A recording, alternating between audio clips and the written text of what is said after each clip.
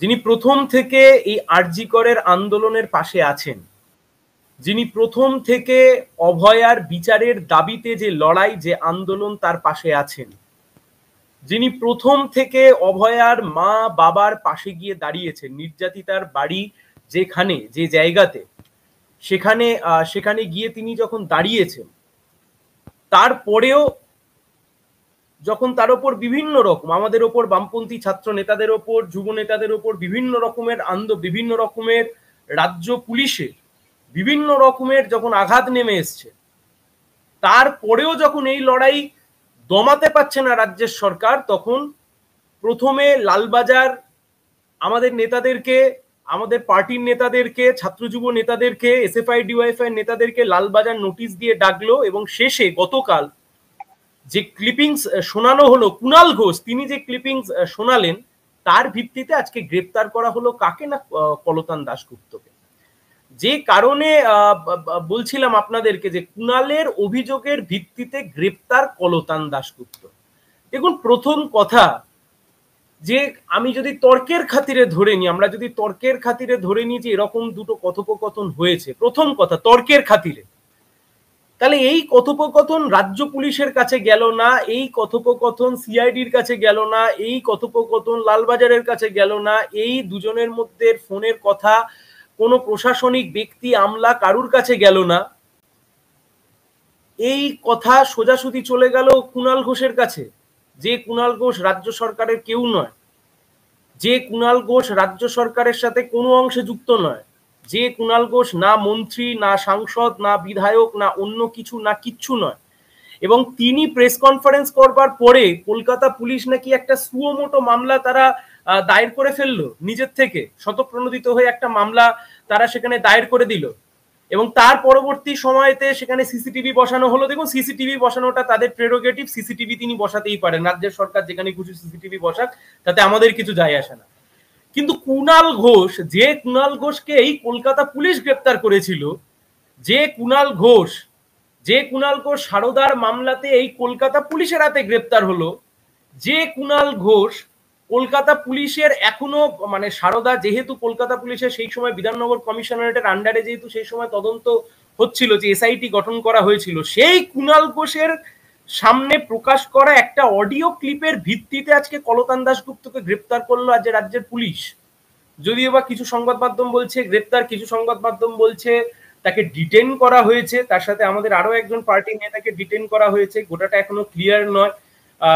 Police কর্তাদের একটা press conference করবার কথা ছিল, সেই প্রেস কনফারেন্স এখনো হয়নি।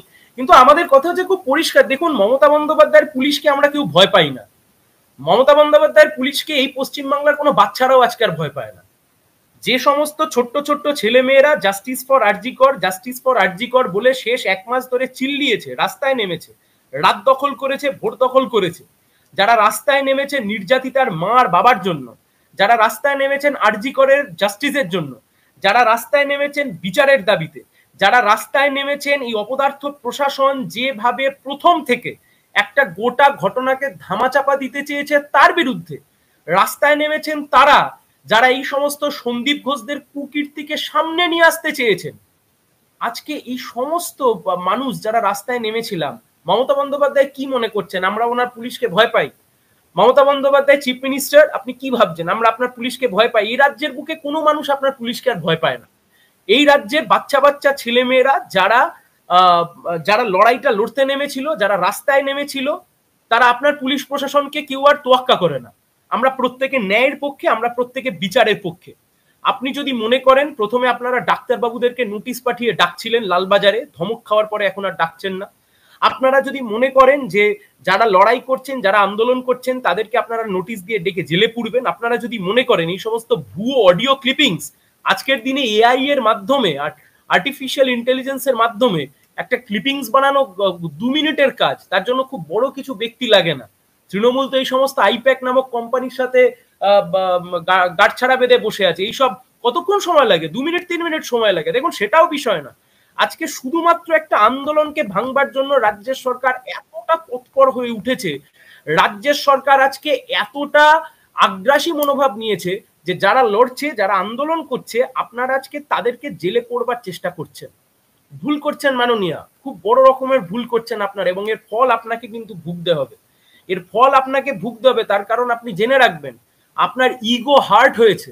রাজ্যের মুখ্যমন্ত্রীর কোনো সাগরেদরা যদি লাইভ দেখেন, আমি নিশ্চিত আপনাদের কোনো না কোনো স্পোক্স পার্সন দেখবেন, আমি নিশ্চিত তৃণমূল কংগ্রেসের নেতা মন্ত্রী কেউ না কেউ এই লাইভ দেখবেন। আপনাদের উদ্দেশ্যে বলছি, আপনারা যদি মনে করে থাকেন এইভাবে একটা লড়াইকে, এইভাবে একটা আন্দোলনকে দমানো যাবে, আপনারা যদি মনে করে থাকেন যে এইভাবে একটা লড়াইকে আপনারা দমিয়ে দিতে পারবেন, আপনারা খুব ভুল ভাবছেন, খুব ভুল ভাবছেন। মুখ্যমন্ত্রীর ইগো হার্ট হয়েছে, তার কারণ ডাক্তারবাবুরা বলেছিলেন যে আমরা লাইভ স্ট্রিমিং এর পক্ষে, আমরা যে মিটিংটা করব সেখানে লাইভ স্ট্রিমিং করতে হবে, এবং মুখ্যমন্ত্রী বলেছেন কোনো রকমের কোনো লাইভ স্ট্রিমিং করা যাবে না। মুখ্যমন্ত্রী 2 ঘন্টা নাকি একা একা বসেছিলেন। ফলে খুব স্বাভাবিকভাবেই মমতা বন্দ্যোপাধ্যায়, রাজ্যের মুখ্যমন্ত্রী, রাজ্যের পুলিশ মন্ত্রী, রাজ্যের স্বাস্থ্যমন্ত্রী, এনার ইগো হার্ট হয়েছে। আজকে ইগো হার্ট হয়েছে বলেই শেষ 1 মাস ধরে যারা লড়েছে, যারা আন্দোলন করেছে, যারা রাত জেগেছে, যারা রাত দখল করেছে, আজকে এদেরকে জেলে পোড়ার তালে রয়েছে রাজ্যের সরকার। তাই আমাদের কথা খুব স্পষ্টভাবে আমরা যে কথা বলতে চাই, দেখুন সুপ্রিম কোর্ট খুব নির্দিষ্টভাবে বলে দিয়েছিলেন যে রাজ্যের প্রশাসন কোনো অনৈতিকভাবে কোনো আন্দোলনকে বন্ধ করতে পারবেন না। সেইখানে যখন কোনো রকমের কোনো আন্দোলনকে এরা বন্ধ করতে পারছিল না, তখন এরা বাইপাস করলো, বাইপাস করে একটা অডিও ক্লিপকে সামনে নিয়ে আসলো, সেই অডিও ক্লিপের ভিত্তিতে পুলিশ মামলা রুজু করলো, সেই মামলার ভিত্তিতে কলতান দাশগুপ্ত গ্রেপ্তার হলো। আজকে পুলিশকে উত্তর দিতে হবে যে পুলিশের কাছে অডিও ক্লিপিংস গেল না, কিন্তু কুণাল ঘোষের কাছে অডিও ক্লিপিংস চলে গেল কিভাবে? কুণাল ঘোষ কি রাজ্যের সরকারের কেউ? কুণাল ঘোষ রাজ্যের পুলিশ মন্ত্রী? কুণাল ঘোষ লালবাজারের কোন কর্তা? কুণাল ঘোষ কোন হনু? কুণাল ঘোষ কোন আমলা? কুণাল ঘোষ এই রাজ্যের সরকারের কে? কুণাল ঘোষ কোন জনপ্রতিনিধি? কুণাল ঘোষ কোন জনপ্রতিনিধি নন, বরং একটা জেল খাটা আসামি, যাকে কলকাতা পুলিশ গ্রেপ্তার করেছিল এসআইটির মাধ্যমে।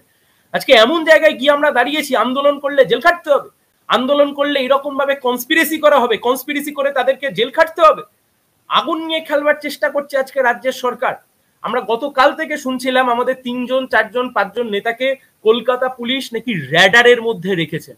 সেই র্যাডারের মধ্যে রাখবার পরে আজকে সকালবেলা কলতানদাকে গ্রেপ্তার করা হলো। আরজি কর যখন ভাঙচুর করা হলো তখন কলকাতা পুলিশের কাছে খবর ছিল না, কলকাতা পুলিশের কাছে কোনো কনভারসেশন ইন্টারসেপ্ট হয়নি সেই সময়তে। যখন আরজি কর ভাঙচুর করা হলো, যেখানে ঘটনাটা ঘটেছে সেটা যখন ভাঙচুর করা হলো কলকাতা পুলিশের কাছে, তখন কোনো রকমের কোনো খবর গেল না, কলকাতা পুলিশের কাছে তখন কোনো রকমের কোনো ইনপুট গেল না। যে সময়তে আরজি কর ভাঙচুর করা হলো সেই সময়তে কলকাতা পুলিশ গোটা জায়গা থেকে কার্যত সাইডে চলে গেলেন। যে সময়তে আরজি কর ভাঙচুর করা হলো সেই সময়তে কলকাতা পুলিশকে খুঁজে পাওয়া গেল না। যে সময়তে আরজি কর ভাঙচুর করা হলো সেই সময়তে কলকাতা পুলিশের একজন কর্তাকে ওখানে খুঁজে পাওয়া গেল না। লোকজন আনন্দের সাথে ঢুকলো, সেটাকে ক্রাইম সিনের আশপাশ পুরো ভেঙে তছনছ করে দিয়ে চলে গেল। আর আজকে কুণাল ঘোষ নাকি অডিও ক্লিপিংস খুঁজে পাচ্ছেন যে আন্দোলন মঞ্চে ভাঙচুর করা হবে, আন্দোলন মঞ্চে ভাঙচুর করবার পরে সেখানে নাকি তৃণমূলের ঘাড়ে দোষ চাপানো হবে।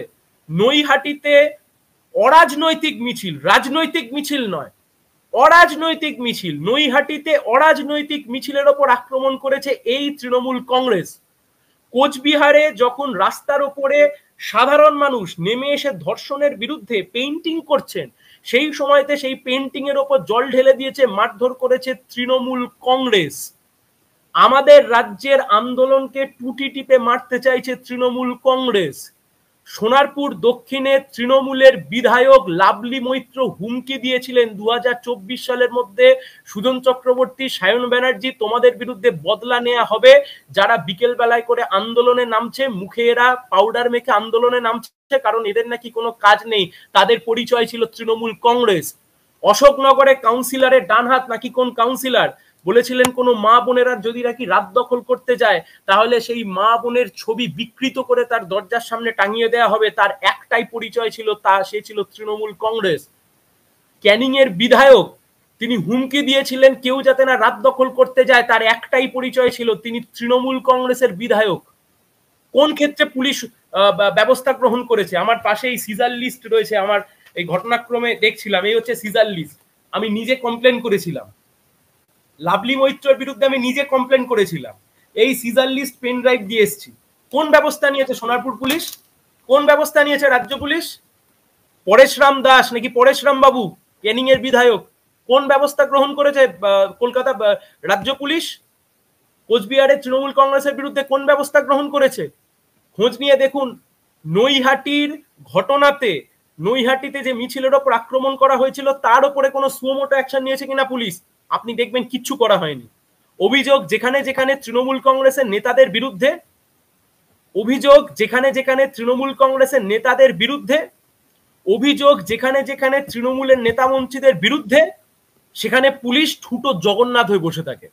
আর অন্যদিকে যখন কোনো বিরোধী কারোর বিরুদ্ধে কোনো অভিযোগ আসে, সে এক কুণাল ঘোষের মতো লোক, একটা চুরির আসামি, জেল খেটে আসা আসামি, প্রিজন ম্যান বাজানো লোক, সারদার টাকা ৯/৬-তে অভিযুক্ত, তৃণমূলের সরকার যাকে জেলে পুড়েছিল, সে এসে কোনো একটা অডিও ক্লিপিং শোনালো, আর রাজ্য পুলিশ নাকি তড়িঘড়ি করে কলতান দাশগুপ্তকে গ্রেপ্তার করে নিয়ে চলে গেল।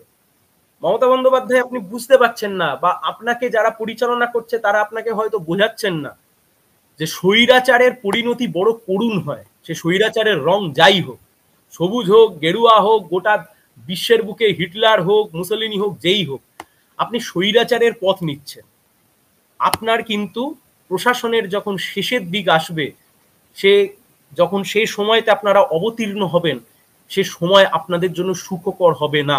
তার কারণ আপনারা যুদ্ধ ঘোষণা করছেন, রাজ্যের সরকার জেহাদ ঘোষণা করছে মানুষের বিরুদ্ধে, রাজ্যের সরকার যুদ্ধ ঘোষণা করছে মানুষের বিরুদ্ধে, রাজ্যের সরকার জেহাদ ঘোষণা করছে মানুষের বিরুদ্ধে, রাজ্যের সরকার ডাক্তারবাবুদের সাথে সাধারণ মানুষকে ভিড়িয়ে লড়াই লাগানোর চেষ্টা করছে, রাজ্যের সরকার খুব নির্দিষ্টভাবে পক্ষ নিয়ে, ওই সন্দীপ ঘোষদের পক্ষ নিয়ে রাজ্যের সরকার খুব নির্দিষ্টভাবে ডাক্তারবাবুদের সাথে সমাজের বাকি মানুষকে ভিড়িয়ে দেওয়ার চেষ্টা করছেন।